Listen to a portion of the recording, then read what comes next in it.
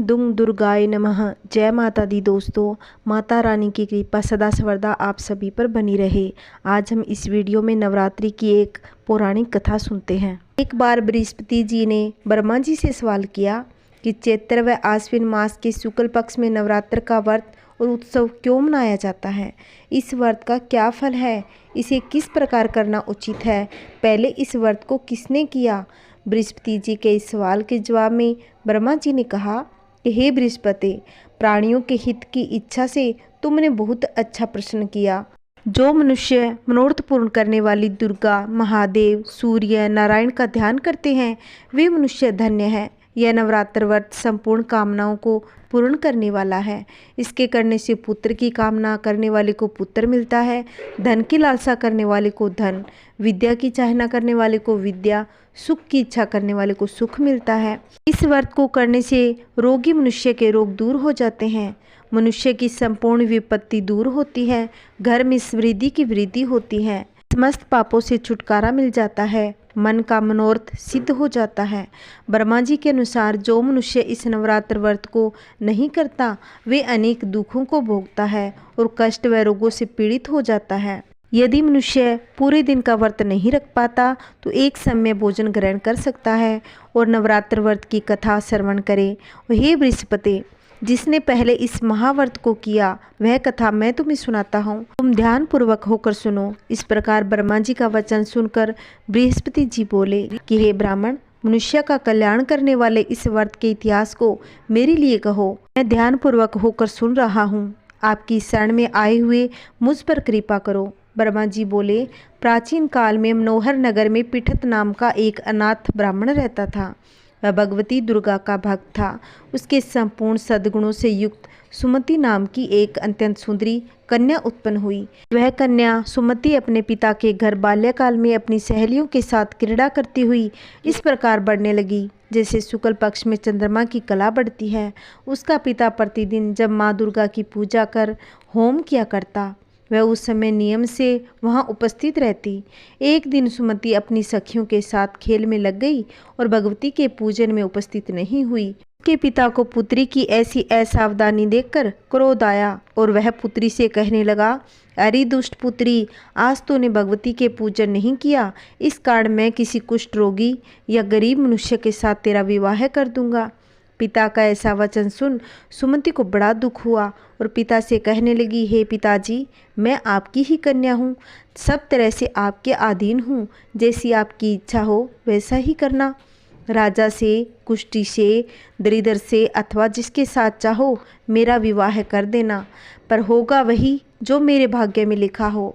मेरा तो अटल विश्वास है, जो जैसा कर्म करता है उसको कर्मों के अनुसार ही फल प्राप्त होता है, क्योंकि कर्म करना मनुष्य के अधीन है पर फल देना ईश्वर के अधीन है। इस प्रकार कन्या के निर्भयता से कहे हुए वचन सुन ब्राह्मण क्रोधित हो अपनी कन्या का विवाह एक कुष्ठ रोगी के साथ कर दिया और अत्यंत क्रोधित हो पुत्री से कहने लगा कि हे पुत्री, अपने कर्म को फल भोग, देखें भाग्य के भरोसे रहकर क्या करती हो। पिता के ऐसे वचन सुन सुमति मन में विचार करने लगी कि मेरा बड़ा दुर्भाग्य है जिससे मुझे ऐसा पति मिला। इस प्रकार अपने दुख का विचार करती हुई वह कन्या अपने पति के साथ वन में चली गई और डरावनी कुशायुक्त उस निर्जल वन में उन्होंने वह रात बड़े कष्ट से व्यतीत की। उस गरीब बालिका की ऐसी दशा देख देवी भगवती ने पूर्व पुण्य के प्रभाव से प्रकट हो सुमति से कहा कि हे दीन ब्राह्मणी, मैं तुझसे प्रसन्न हूँ, तुम जो चाहो वरदान मांग सकती हो। भगवती दुर्गा का यह वचन सुन ब्राह्मणी ने कहा, आप कौन हैं और वह सब मुझसे कहो। ब्राह्मणी का ऐसा वचन सुन देवी ने कहा कि मैं आदि शक्ति भगवती हूँ, मैं तुझ पर तेरे पूर्व जन्म के पुण्य के प्रभाव से प्रसन्न हुई हूँ। मैं तुम्हारे पूर्व जन्म का वृतांत सुनाती हूँ, सो सुनो। तुम पूर्व जन्म में भील की स्त्री थी और अति पतिव्रता थी। एक दिन तेरे पति निषाद ने चोरी की। चोरी करने के कारण तुम दोनों को सिपाहियों ने पकड़ लिया, ले जाकर जेल खाने में कैद कर दिया। उन लोगों ने तुझको और तेरे पति को भोजन भी नहीं दिया। इस प्रकार नवरात्रि के दिनों में तुमने न तो कुछ खाया और न जल पिया। इस प्रकार 9 दिनों तक नवरात्र का व्रत रह गया। हे ब्राह्मणी, उन दिनों में जो व्रत हुआ इस व्रत के प्रभाव से प्रसन्न होकर मैं तुझे मनवांछित वर देना चाहती हूँ। तुम्हारी जो इच्छा हो सो मांग लो। इस प्रकार दुर्गा के वचन सुन ब्राह्मणी कहने लगी, अगर आप मुझ पर प्रसन्न हो तो हे दुर्गे, मैं आपको प्रणाम करती हूँ। कृपा करके मेरे पति का कोढ़ दूर कर दो। देवी ने कहा, उन दिनों तुमने जो व्रत किया था उस व्रत का एक दिन का पुण्य पति का कोढ़ दूर करने के लिए अर्पण कर दो। उस पुण्य के प्रभाव से तेरे पति कोढ़ से मुक्ति मिल जाएगी। ब्रह्मा जी बोले। इस प्रकार देवी के वचन सुन वह ब्राह्मणी बहुत प्रसन्न हुई और पति को निरोग की इच्छा से जब उसने तथास्तु कहा, ऐसा वचन कहने पर तब उसके पति का शरीर भगवती की कृपा से कुष्ठ रोग से मुक्त हो गया और कांतिवान हो गया। वह ब्राह्मणी अति ही मनोहर देह को देख देवी की स्तुति करने लगी कि हे दुर्गे, आप दुर्गति को दूर करने वाली, तीनों लोकों का संताप हरने वाली, समस्त दुखों को दूर करने वाली, रोगी मनुष्य को निरोग करने वाली, प्रसन्न हो मनवांछित वर देने वाली, दुष्टों का नाश करने वाली, जगत की माता हो। हे अम्बे, मुझ निरपराध अबला को मेरे पिता ने कुष्ठ मनुष्य के साथ विवाह कर घर से निकाल दिया।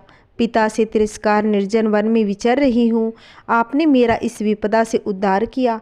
हे देवी, आपको प्रणाम करती हूँ, मेरी रक्षा करो। माँ जी बोले, हे बृहस्पति, उस ब्राह्मणी की ऐसी स्तुति सुन देवी बहुत प्रसन्न हुई और ब्राह्मणी से कहा कि हे ब्राह्मणी, तेरे उदालय नामक अति बुद्धिमान, धनवान, कीर्तिवान और जितेंद्रिय पुत्र शीघ्र उत्पन्न होगा।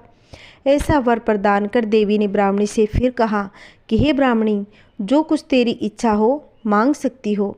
भगवती दुर्गा का ऐसा वचन सुन सुमति ने कहा कि हे भगवती दुर्गे, अगर आप मुझ पर इतने ही प्रसन्न हो तो कृपा कर मुझे नवरात्र की विधि और उसके फल का विस्तार से वर्णन कीजिए।